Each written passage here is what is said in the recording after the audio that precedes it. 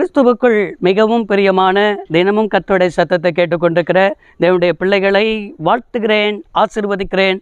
நீங்கள் ஆசீர்வதிக்கப்பட்டவர்கள். இந்த நாளிலும் கூட பரிசுத்த தேவன் உங்களை பார்த்து தீர்க்கமாய் சொல்லிக் கொண்டிருக்கிற வார்த்தை தடம் புரண்ட ஓட்டம்.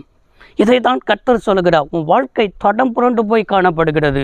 நல்ல சீராய் ஓடிக்கொண்டிருந்த உன் ஆவிக்குரிய வாழ்க்கை, ஆண்டவருக்கு பிரியமாய் ஓடிக்கொண்டிருந்த வாழ்க்கை, நல்ல ஆண்டவர் வைத்த பாதையில் ஓடிக்கொண்டிருந்த வாழ்க்கை இன்னைக்கு தடம் புரண்டு போய் காணப்படுகிறதாக கர்த்தர் காண்பித்து கொண்டிருக்கிறார். இந்த கொரிந்து சபை ஆண்டவருக்காக வரமுள்ள சபைதான்.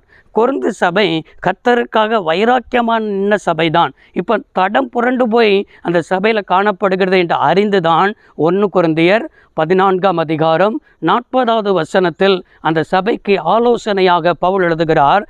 சகலமும் நல்லொழுக்கமாயும் கிரமமாயும் செய்யப்பட கடவுது என்பதாக சபைக்கு எழுதுகிறார். சபை என்று சொன்னால் ரட்சிக்கப்பட்டவர்களுடைய கூட்டம்தான் சபை. இன்னைக்கு ரட்சிக்கப்பட்டவர்கள் எப்படிப்பட்டவர்களாக இருக்க வேண்டும் என்றால், நம்ம ஜெபிக்கிறதுல ஒரு ஒழுக்கத்தை ஆண்டவர் எதிர்பார்க்கிறார்.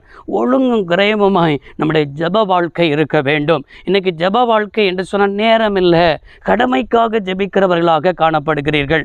வேத வாசிப்பு அநேகர் என்ன செய்யணும் சொன்னால் 66 புத்தகத்தையும் சரியாய் வாசிப்பது கிடையாது.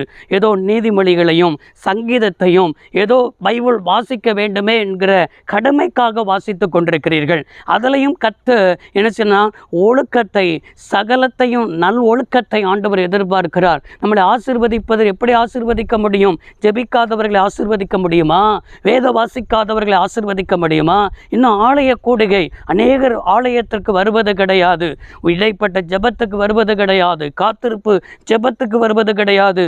ஞாயிற்றுக்கிழமை ஆராதனை என்று சொன்னாலே ஏதோ 1 மணி நேரம் கொஞ்ச நேரம் பிரசங்க நேரத்தில் உட்கார்ந்தால் போதும் என்று நினைக்கிறவர்கள் இருக்கிறார்கள்.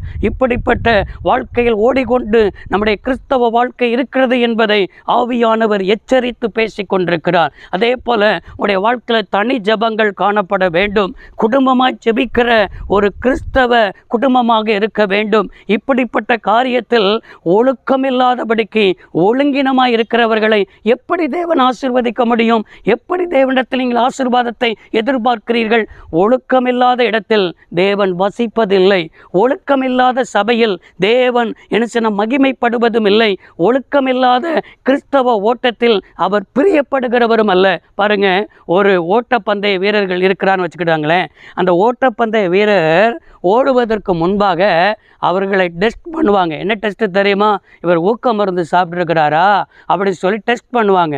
அவர் ஊக்க மருந்துலாம் சாப்பிடலைன்னு சொல்லி அந்த டெஸ்ட்டில் பாஸ் ஆனாதான் ஓட்டப்பந்தயத்தில் விடுவார்கள். ஊக்க மருந்து சாப்பிட்டிருக்கிறார் என்று சொல்லி அதில் செக் பண்ணும்போது கண்டுபிடிப்பார்கள் என்றால் அவர்களை தகுதி நீக்கம் செய்வார்கள். ஒரு ஓட்டப்பந்தயத்தில் ஓடுவதற்கே சில சட்டத்திட்டங்கள் இருக்கும் பொழுது ஆவிக்குரிய வாழ்க்கையில் ஓடுவதற்கும் இந்த வேதாகமத்திற்கு நமக்கு சில சட்டத்திட்டங்களை வகுத்து கொடுத்திருக்கிறது.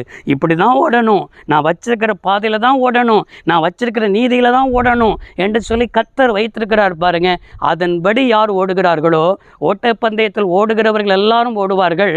கடைசியில் பரிசை பெறுகிறவர்கள் எல்லாரும் பரிசை பெற முடியாது. ஒருவர் தான் பரிசை பெற முடியும். யார்? கர்த்தர் வைத்த ஓட்டத்தில் சட்டத்திட்டத்தின்படி கீழ்ப்படிந்து ஓடுகிறவர்களை, வேகமாக ஓடுறவர்களை, இவர்கள் தான் பரிசை பெற முடியும். நீங்கள் இன்றைக்கி எப்படிப்பட்டவளாக இருக்கிறீங்க? ஒழுங்கும் கிரயமுமான வாழ்க்கை இருக்கிறதா? இல்லை என்றால் உங்களே நிதானித்து பாருங்கள். உங்களை ஆண்டவருக்கு ஒப்பு கொடுங்கள். இன்றைக்கு கர்த்தருக்கு உங்களுக்கு ஒப்பு கொடுப்பீங்கன்னா கர்த்தர் உணர்த்துவார். நீங்கள் அவர் வைத்த பாதையில் ஓடி வாருங்கள். ஜெபிப்போம். சர்வ வல்லமையுள்ள தெய்வமே, அன்பு தகப்பனே, இந்த வார்த்தையின்படியே வாழ்ந்து நீர் வைத்த பாதையில் வாழ்ந்து ஆசீர்வாதங்களை பெற்றுக்கொள்ள உதவி செய்யும். இயேசு ரட்சகர் நாமத்தில் வேண்டி கேட்கிறோம் நல்ல பிதாவே, ஆமென். கர்த்தர் உங்களை ஆசீர்வதிப்பாராக. God bless you all.